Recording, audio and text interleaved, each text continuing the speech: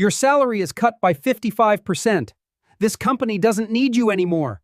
Your face is really disgusting right now. You think you have degraded me. Then you should read what you just signed. You will regret it faster than me. At the exact moment, the door clicked shut behind me. Tyler Grant hurled a folded notice across his glass desk.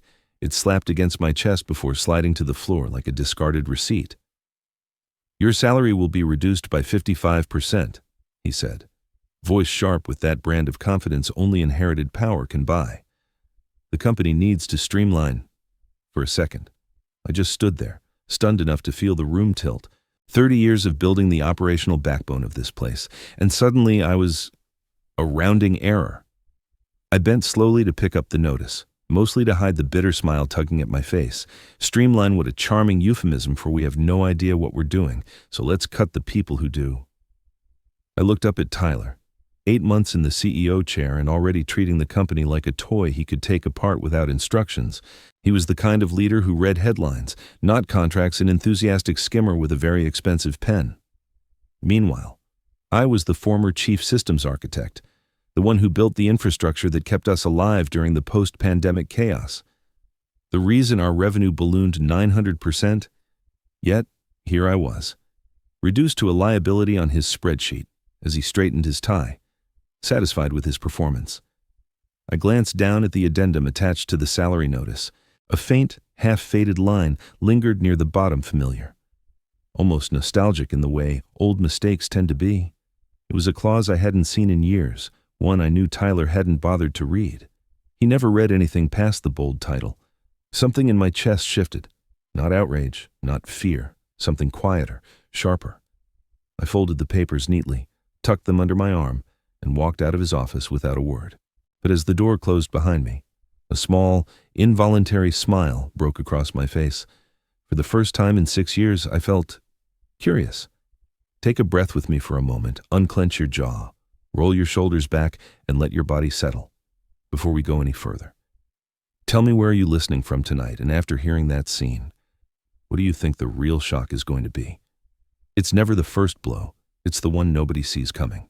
If this story is pulling you in, make sure you subscribe so you don't miss the next twist. Your support keeps these stories alive. All right, ready?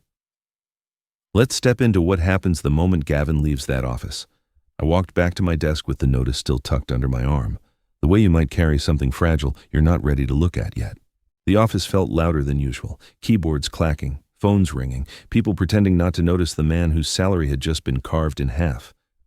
I sank into my chair and let out a breath I hadn't realized I'd been holding. 30 years in this place. And somehow humiliation still found new ways to surprise me. I stared at my monitor. But what I really saw were all those nights when I was the last person left in the building. Nights when the cleaning crew would nod sympathetically as they passed my glowing cubicle. Nights when the stability of the entire company rested on whether I could fix a bug before the Asia offices woke up.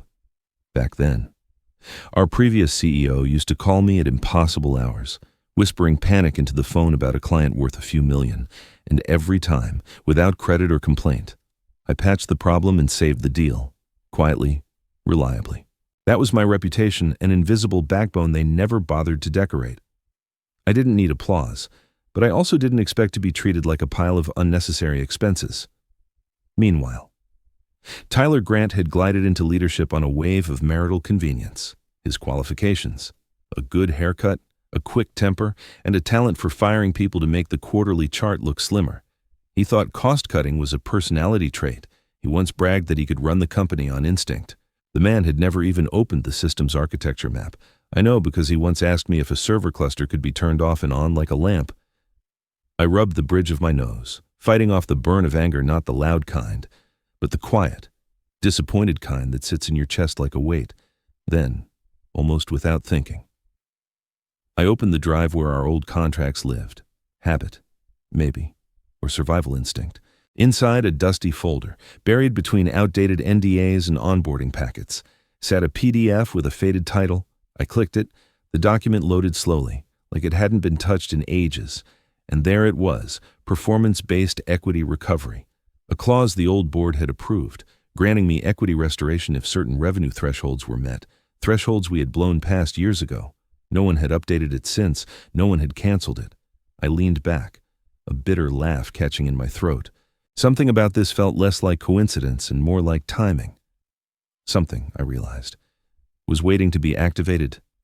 If you leave here, you will miss the most important thing. I kept scrolling through the old documents, and as the pages flickered by, a memory surfaced uninvited but sharp. It pulled me back to a conference room almost a decade earlier, when the old CEO, Martin Rhodes, stood in front of the board praising my work after I stopped a full-scale data breach in the middle of a holiday weekend. Half the company had been unreachable. The other half didn't understand the severity. I was the only one who caught the breach in time, traced it, and sealed it before any client data leaked.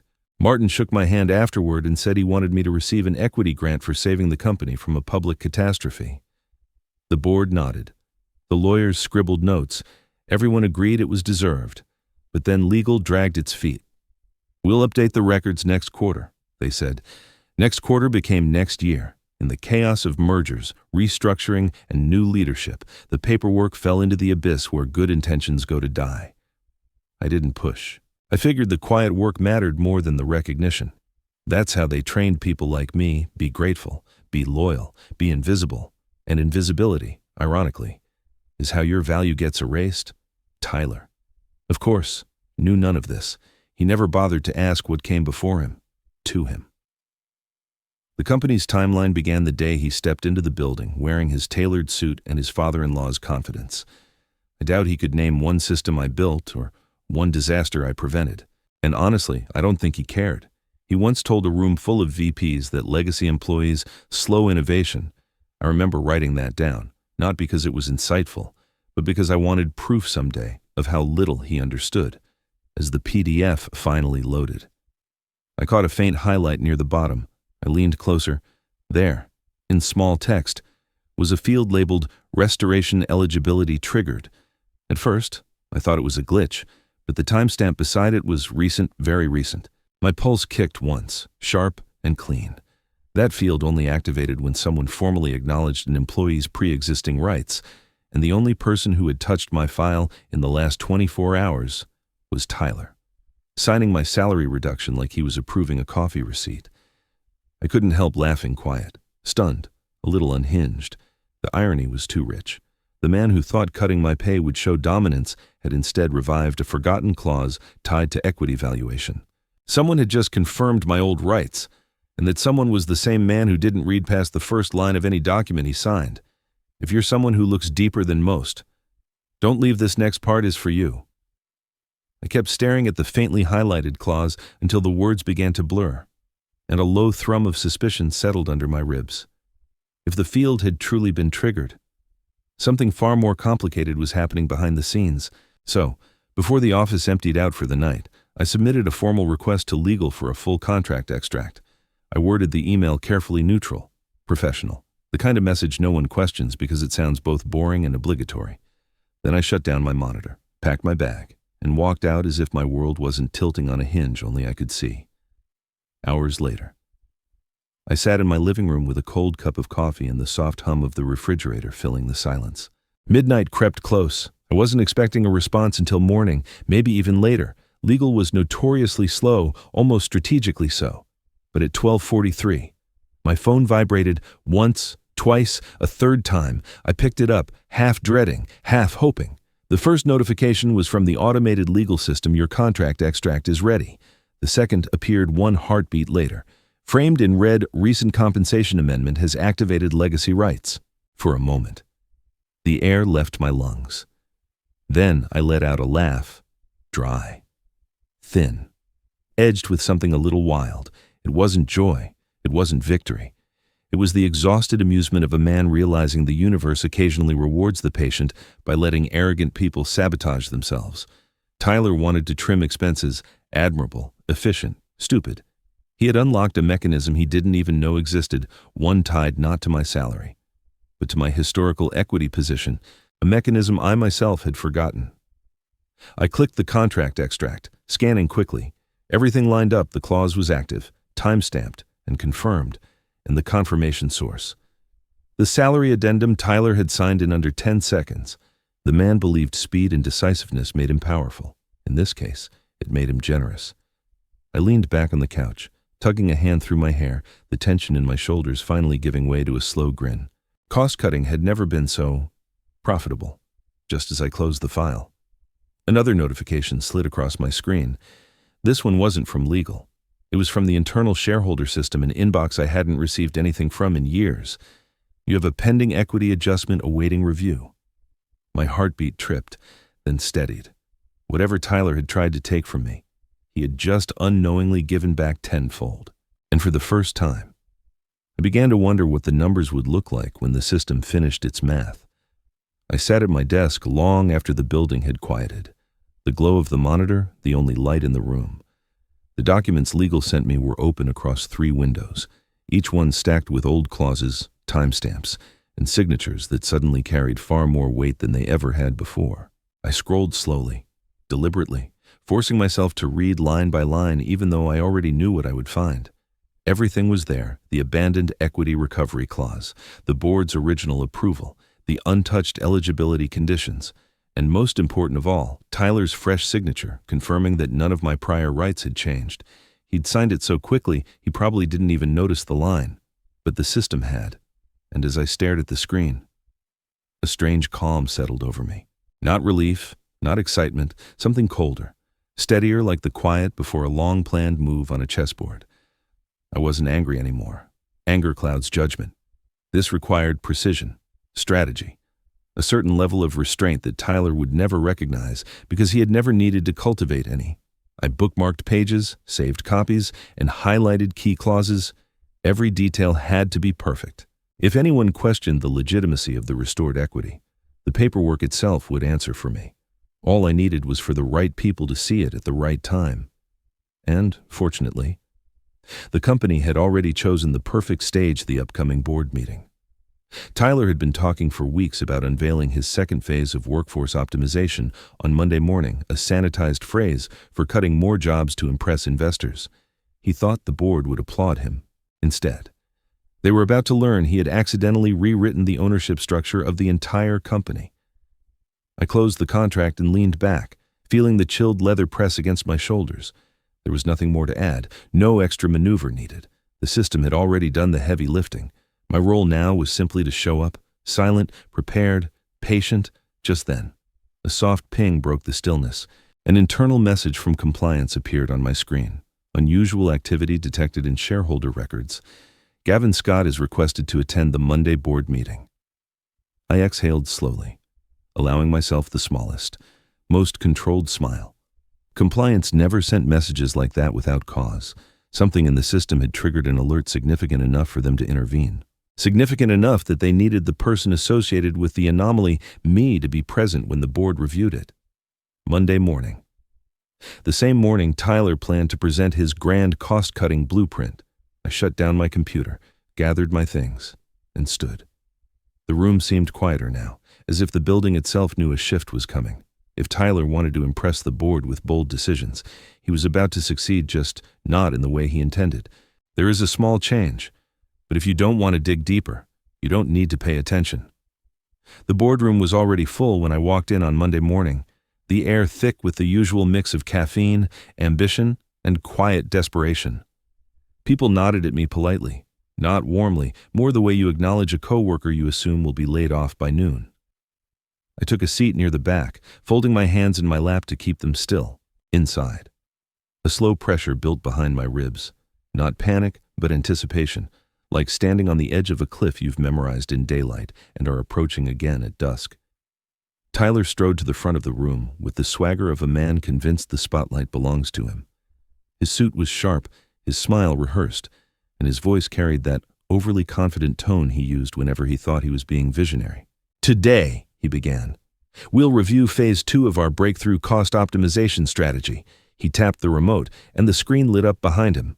Our projections show before he could finish. The door swung open, and 2 members of compliance stepped inside. They moved with the stiff urgency of people who hated making public interruptions. The director cleared her throat. "Before you continue, Mr. and Grant, we need to address a significant update to company ownership." A ripple of confusion passed through the room. Tyler's smile faltered. Ownership, he repeated, irritation flashing across his face. Who on earth is changing ownership at a time like this? I stayed silent, watching the tension coil in his shoulders, watching the screen shift as compliance connected their feed, watching the progress bar crawl as the system loaded the updated shareholder structure. My pulse stayed steady. I'd spent decades waiting for crises to hit. This one, for once, wasn't mine. Tyler tapped his foot impatiently. Well, who authorized this, and why wasn't I notified? The screen blinked once, then twice, before settling into a detailed equity breakdown. For a heartbeat. No one reacted. They simply stared, trying to process what they were seeing. I felt the quiet settle over the room, dense and electric, the way air changes right before a storm breaks. Then, in bold text near the top of the chart, my name appeared: Gavin Scott, majority owner, 61%. The silence deepened into something heavier: astonishment, disbelief, the collective realization that the meeting they expected was not the meeting they were getting. Someone dropped a pen. Someone else exhaled sharply. Tyler froze, his face draining of color as if the numbers themselves had slapped him. His voice cracked when he finally spoke. This has to be some kind of system error. But even from the back of the room, I could see the truth settling over everyone like dust after an explosion. There was no error, only consequences finally arriving on schedule. The moment the numbers settled on the screen, Tyler lurched forward as if getting closer would somehow change them. His face went red, then pale, then something in between, an expression usually reserved for people who realize the ground beneath them is no longer solid. "What the hell?" he shouted, voice cracking. "This is a system error. It has to be a system error." Compliance didn't flinch. The director folded her hands calmly, as though she'd rehearsed this moment. "It's not an error." "Mr. Rocky Grant," she said. "The ownership change was triggered by a compensation amendment you signed. Your signature activated a legacy clause." The room erupted in murmurs. Chairs shifted. Someone swallowed loudly. And Tyler, poor, confident, impulsive. Tyler looked like he'd swallowed a live wire. I rose slowly from my seat, smoothing the front of my jacket. "You called me a redundant cost," I said, my tone light enough to pass for polite if someone wasn't listening closely. But apparently my value was high enough to reignite a clause the company buried years ago. Interesting how that works. His head whipped toward me, desperation leaking through his anger. You planned this." I arched a brow. "Tyler, you know I don't make policy decisions. I just read them." It wasn't true chambien, more like a cold little shard of humor flicked his way, and judging by the way he blinked, he felt the sting. Before he could respond, the chair of the board tapped her pen sharply against the table. The murmurs died instantly. "Given the significance of this development," she said, "and given that the triggering action came directly from the CEO without review, we will be placing Mr. Grant on temporary suspension pending legal verification." Tyler's mouth fell open. "Suspension? You can't suspend me. I'm the CEO for now," the chair said.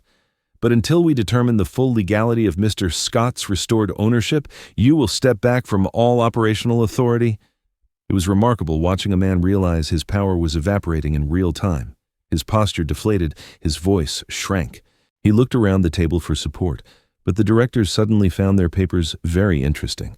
No one wanted to tie their reputation to a sinking ship. I didn't smile. Not exactly. But I felt something settle inside me, a quiet recognition that the years of being dismissed, minimized, and talked over had finally met their counterweight. Tyler's career didn't just stall, it began sliding downhill fast, gathering speed like a loose stone bouncing toward the edge, and there was nothing he could grab onto. As he was escorted out of the room, he glanced back at me with a mixture of disbelief and fear, as though I had pushed him. But I hadn't touched him. He had jumped. Tyler found me before I could leave the building. He must have waited in the hallway outside the boardroom, pacing like a cornered animal, because the moment I stepped out, he rushed up and grabbed the doorframe beside me. His face was flushed, his tie crooked, his breathing too fast to hide the panic boiling under his skin. "Gavin," he snapped. "We need to talk, now." He didn't wait for my agreement. He yanked open a nearby conference room door and stormed inside. I followed not because he ordered it, but because I wanted to see what desperation looked like at close range. The door slammed behind us. "You can't run this company," he shouted, shoving a hand through his hair until it stood on end. This ownership thing, this mess, it's a glitch, a clerical mistake. You know that, right? I studied him quietly, letting the silence stretch, letting him feel the weight of everything he had never bothered to understand. He was used to noise, to fast decisions, to filling the room with his voice so no one had time to question him. Silence unnerved him. I could see it. Finally, I spoke, my tone low enough to make him lean forward to hear. You cut my salary by 55%. Tyler, he blinked, thrown off by the calmness. That has nothing to do with but your signature, I continued, was worth 61. He froze, a full stop, as if the numbers themselves had lodged in his throat. For a moment, his anger faltered, replaced by something closer to dread. This isn't fair, he muttered, pacing again. You can't just take control. You were never meant to have that much authority. You're a systems guy. I almost laughed. The sound rose to the edge of my mouth before settling back down contained. Disciplined. And yet, I said, it seems the system disagrees. His pacing stopped. Gavin, listen to me. I can fix this. We can reverse it. I'll talk to legal, to compliance, to the board. They'll understand. Just don't do anything rash. Rash. That was the word he chose. After years of swallowing disrespect, minimizing my own contributions, cleaning up behind executives who never learned how their own company functioned, this man dared to warn me about being impulsive. I straightened a stack of papers on the conference table, giving myself a moment before meeting his eyes. I'm not doing anything rash, I said. I'm doing something overdue. Then, with the same controlled precision I used to rebuild failing systems, I slid a formal document across the table. Tyler stared at it, then at me. What is this A shareholder action? I replied. I've submitted a formal request to replace the CEO. Effective immediately. He staggered back a step. You filed this already? Yes, I held his gaze without blinking. As majority owner, it's my right. The last bit of color drained from his face. For years, I had carried the quiet anger of someone underestimated. Now, finally, it had purpose and it moved with cold clarity. The end of the month arrived with the same quiet hum it always carried, but the tension underneath it was unmistakable. Payroll week had a way of exposing every crack in the system.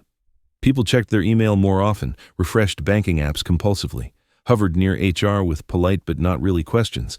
Normally, Tyler would stride through these days throwing around phrases like operational control and financial oversight, pretending he alone kept the machine running. But this time, something was different, very different, around 10 in the morning. I heard the first confused whisper float across the hallway. Why isn't payroll approved yet? Then another. Sharper is the system down. We always get confirmation by now. By noon. The whispers had become a buzzing swarm of unease. Tyler burst out of his office, face flushed, phone in hand, barking at whoever was on the other end. What do you mean I don't have access? I'm the CEO. Send me the authorization panel right now. The poor soul on the call must have repeated the same unfortunate truth, because Tyler froze mid-stride, his expression twisted into something between disbelief and dawning horror. Revoked, he repeated. My access was revoked. I didn't need to hear the rest. Access revocation wasn't accidental. It was procedural, and it was based on ownership hierarchy, which meant the system was already recognizing the shift the board hadn't publicly announced yet. I slipped into the payroll portal from my workstation. My credentials, unlike Tyler's, loaded without resistance. The authorization bar glowed patiently, waiting for a signature from the highest-ranking individual, and that individual, according to the system's new math, was me. I clicked approve, one simple motion, smooth, quiet, clean. The confirmation ping echoed across the office like a small, polite announcement. Your payroll has been processed. People relaxed instantly, the way crowds do when a storm veers off at the last second. HR exhaled so loudly the sound carried through the open floor. Tyler, standing by the conference room window, turned toward me just in time to see my screen fade back to the dashboard. Our eyes met, and in that moment, the last thread of denial left his body. He knew. Not because anyone explained it to him, but because he had just watched the power he clung to slip away with a single keystroke he couldn't make himself. I offered him a small, Almost sympathetic nod, the kind you give someone who insisted gravity didn't apply to them right up until the moment they stepped off a ledge, a gesture that said, "You did this, not me." Minutes later, every inbox in the building chimed simultaneously. The official notice from the board arrived with corporate politeness and surgical precision. Gavin Scott, majority owner, Tyler Grant, removed for negligence. A soft wave of murmurs swept through the office, some shocked, some satisfied, some unsurprised. As for me, I simply leaned back in my chair, calm and steady, letting the moment settle around me. Victory didn't need fireworks, sometimes. It arrived disguised as a paycheck signed by the right hands at last. The hallway leading to the executive wing felt different that morning, quieter, lighter, as if the building itself had finally unclenched. I walked it slowly, not out of hesitation, but because there was no urgency left to outrun. For the first time in my career, I wasn't on my way to fix something, justify something, or defend something. I was simply walking toward a door that had never been meant for me, yet now opened at my touch, the CEO's office. Tyler's former kingdom was exactly as I remembered it from my rare, uncomfortable visits, polished desk, framed stock photos of leadership cliches, a view of the city that made everything below look small. But this time, I didn't feel small. I didn't feel out of place. I didn't feel like an asset waiting to be depreciated. I stepped inside, letting the silence wrap around me. 30 years of loyalty. Long nights, patched systems, quiet successes, and quieter humiliations all seemed to gather in the corners of the room like ghosts. I let them settle. They had earned their place in the story just as much as I had. I placed a hand on the back of the chair Tyler guarded like a throne, and gently pulled it out, not to claim dominance, not to savor revenge, but simply to sit, to rest, finally, in a place where no one could mistake my worth again. As I looked out over the city, the irony washed over me with a kind of peaceful amusement. A single impulsive signature scribbled in arrogance, delivered with condescension, had undone years of dismissal. Not because I fought the system, but because the system, built carelessly by people who never respected it, had tripped over its own negligence. I had spent decades believing I had to earn every inch. But this moment was not earned in the traditional sense. It was reclaimed, released, returned to me by the very people who underestimated me most. My computer chimed softly. I turned toward the screen, expecting another procedural update, maybe a message from legal. Instead, a simple internal email sat at the top of my inbox, marked urgent but glowing with warmth. "Congratulations to our new CEO." I exhaled, not sharply, not triumphantly, just a slow release of years I didn't realize I'd been carrying. They thought I was a burden, a relic, a replaceable line item. But here I was, the man they tried to push out, now the one holding the keys. This story taught me something simple but powerful. Sometimes the justice we wait for doesn't come from fighting. It comes from staying steady until the truth finally has nowhere left to hide. One careless decision from someone who underestimated me changed everything. And maybe that's the real message: your worth doesn't disappear just because someone else is blind to it. Would you have wanted a different ending? I'd love to know. And tell me, where are you listening from today, if this story moved you even a little? Leave a comment, tap like, share it with someone who needs it, and don't forget to subscribe so you never miss the next chapter. Thank you for being here with me. I'll see you in the next story.